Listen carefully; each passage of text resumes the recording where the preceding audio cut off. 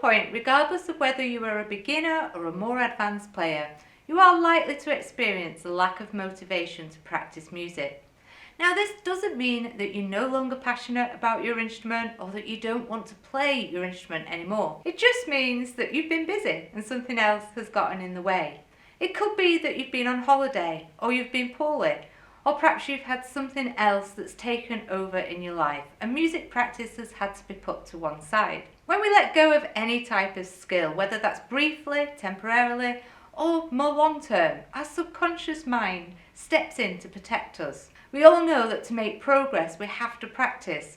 So when we've had a break, there's a good chance that our skill level might have taken a step backwards. And it's often this that we really fear. The longer we leave it, the more that fear and self-doubt has the opportunity to grow. And the protector, that's what I like to call the subconscious mind, absolutely loves this. Its job in life is to keep you safe. So it doesn't want you to experience any fear or sense of failure. Hence it starts to create excuses as to why you can't practice. Now, there's no easy way to break through this resistance that we put up to protect ourselves other than to resort to a little bit of self-talk and commitment. We have to sometimes give ourselves a bit of a kick up the backside to get going. There's a reason that you play your instrument. It could be because it helps you relax, or playing your instrument gives you a great sense of enjoyment. And reminding ourselves of this is a great start when trying to find the motivation to practice again.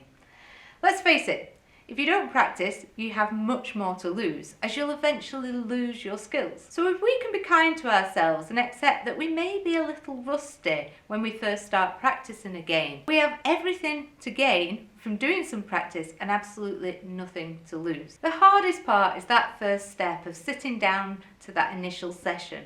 Once you push through that barrier of resistance, the wheels soon start to turn and you'll be back in motion and on your way again quickly. So I've got some tips for you today. My first tip is to remind yourself that you have everything to gain from getting back on the practice wagon and very little to lose. Also remind yourself that just like exercise, well, for many of us anyway, the thought of the task is far worse than actually doing the task itself. My second tip is to start by committing to just a few minutes practice each day. One of the excuses I hear a lot is that I haven't had time to practice. We often think that practice sessions need to be at least 30 minutes, otherwise it's not worth doing. But the truth is, practice sessions should be short and focused. You can achieve a lot in as little as 5 minutes if you have a plan. And those 5 minutes soon add up. If you practice for just 5 minutes every day this month, you'd clock up 2 to 3 hours worth of practice. Now, bite-sized practice sessions are actually the best way to make progress. Research has shown that spaced learning is highly effective. So set yourself up for success and just aim to do a few minutes every day to get the ball rolling again. My third tip is to make some goals that are super easy to achieve, such as learning one scale or practicing just a bar of a piece, rather than having grand ideas about sitting down to learn an entire piece of music. Accomplishing goals is essential to gain motivation, as motivation is built on success. When we achieve something, no matter how small, we get a tiny hit of dopamine, and that's a chemical which the brain releases as a kind of reward for us taking action, and it makes us feel positive, energized, and more motivated. When you get that hit, you're likely to want to continue with your practice. But here's where my fourth tip comes in. Tip number 4 is to avoid overdoing it. You want to finish your practice on a high, leaving you a desire to want to do more. If you've ever found yourself completely engrossed in a practice session in the past, only to be interrupted before it's finished, then you'll know what I mean about having that feeling of anticipation and tension that comes when we've got an unfinished task. It's what's known as an open loop.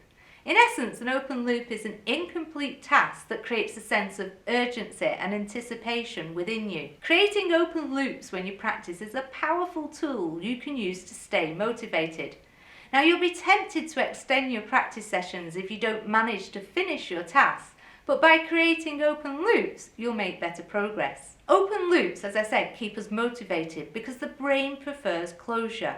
And an open loop creates a sense of tension and anticipation that compels us to seek closure. This can be especially powerful in music practice, where the repetitive nature of the task can make it easy to lose focus and motivation. By leaving open loops in your practice, you create a sense of urgency and anticipation that compels you to return to the task and complete it when you next practice. In addition, open loops can help you prioritize your practice time by identifying what needs to be finished first. This creates a sense of direction and purpose that can help you be more effective and efficient in your practice sessions. Now, my fifth tip is to embrace the power of routine. As human beings, we are creatures of habit and find great comfort in things that are familiar to us. Schedule in a short practice session at the start or end of your day, every single day at the same time, and choose to play something easy that you can play well. There's great satisfaction and a sense of reward in finding that connection with the joy of playing music again. Now, whilst learning new material is essential for making progress, finding enjoyment again in your playing is crucial for motivation. You'll find it much easier to establish a routine if you attach your practice session to an existing habit, such as doing some practice straight after breakfast or just before your evening meal. Now, for me, I prefer to practice first thing in the morning. I'm what's called an early bird. I'm more energized and focused at that time. It also leaves me with the rest of my day to accomplish other things in my busy schedule. Music matters to me, so I prioritize my practice before other things can get in the way. And I'd highly recommend that you do the same. Tip number 6 is to try something completely new. As I said at the start, often the reason we put off practicing after a break is that fear that we won't be as good as we once were. However, if you commit to learning something completely new and even better in a completely different style, you won't have that same level of expectation as you would with your normal style of music. So step out of your comfort zone and maybe try learning a wildcard piece. Maybe it's got some improvisation, maybe try a bit of composition, maybe try playing some jazz if you're a classical player. Do something that really you've never tried before. My 7th tip is to find yourself an accountability partner or practice with another person. We usually don't like to let other people down. So if you make a commitment to share your journey with somebody else, you can both inspire one another and motivate each other. Perhaps you could send a text with a thumbs up to your partner when you've done some practice. If you're on the receiving end of that text and you've yet to do some practice, it will spur you on. You could also hold yourself accountable by marking off your practice sessions on a calendar. You're less likely to break a good run if you can see your success rate right before your very eyes. Nobody likes to miss a day when you've ticked off so many already consecutively. And my last tip is to remember to give yourself grace. Accept that you may experience some negative feelings such as frustration and disappointment. You wouldn't be human if you didn't. However, it's what you do with those feelings that makes a difference. We take action based on our thoughts and feelings, so if you frame things negatively, it will often lead to action that doesn't serve you well. However, if you can reframe those thoughts into ones that lead you to taking more positive action, you'll reap the rewards. Imagine you are a world #1 sports person and you've just come second in a race or a match. Initially, you're bound to feel a huge sense of disappointment. But the thing that sports people do differently is they allow themselves to experience and feel that disappointment, they take ownership of it, and then they look to what they can do better next time. If you can adopt a similar approach next time something doesn't go your way in the practice room, you'll go a long way with your playing. Keeping a practice journal and making a practice plan are 2 fantastic ways of keeping yourself motivated. And if you're interested in learning more, you'll find a couple of links to videos in the description below to help you get started with these. By keeping a journal of your practice, you can look back and reflect on how far you've come when you're lacking that motivation.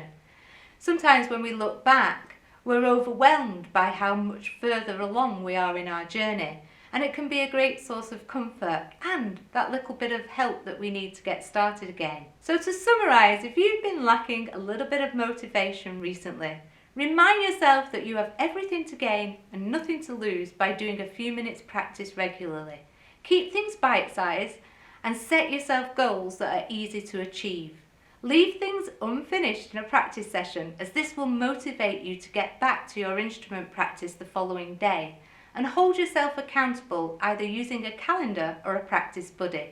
Remember, you are amazing and you're always one step further along than somebody who's yet to get started. And believe you me, there are plenty of people in this world that say, I'd love to play a musical instrument, but...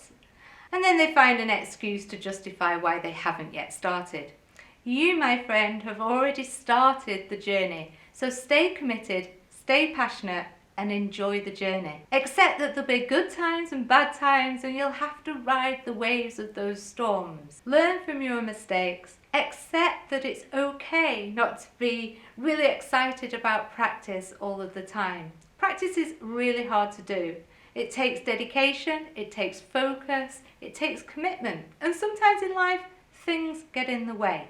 But that's okay, so long as you never stop. Just get back on that practice wagon and give yourself a little push to get those wheels in motion, and like I say, you'll soon find that you're gaining momentum and making progress. And once you start making progress and experiencing success, that will lead you to feeling even more motivated. If you've enjoyed this video, please do give it a thumbs up and hit that subscribe button and notification bell. Not only so that you can stay in touch and learn more, but also to help this video reach more people just like you who need a helping hand to stay motivated with their music practice. Remember, the more you give, the more you receive, and that goes for pretty much everything in life. Happy practicing, and do let me know in the comments below your experience with music practice and motivation. And if you have any tips, please do share them. Bye for now.